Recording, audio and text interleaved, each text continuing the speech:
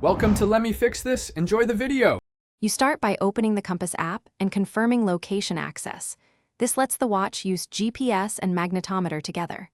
Once done, hold the watch flat and rotate it slowly so the watch can calibrate its sensors. Make sure your paired iPhone has location services enabled and that compass is permitted. This improves accuracy, especially when elevation or GPS signal matters. If you see a calibration animation, follow it. These first actions get you a reliable heading immediately and reduce. You now read the heading. The large degree number is your bearing relative to magnetic north, and the north indicator shows orientation. Tap to view coordinates and elevation, which helps when navigating complex terrain. To lock a bearing, press firmly to set a waypoint or bearing. This creates a visual cue you can follow.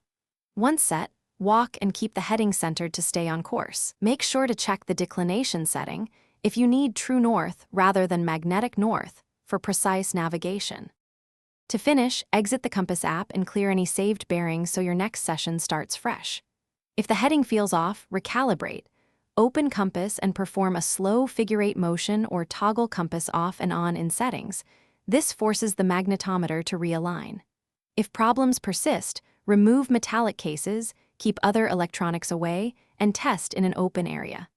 These steps resolve most accuracy issues. If not, unpair and repair the watch as a last resort to refresh sensor settings.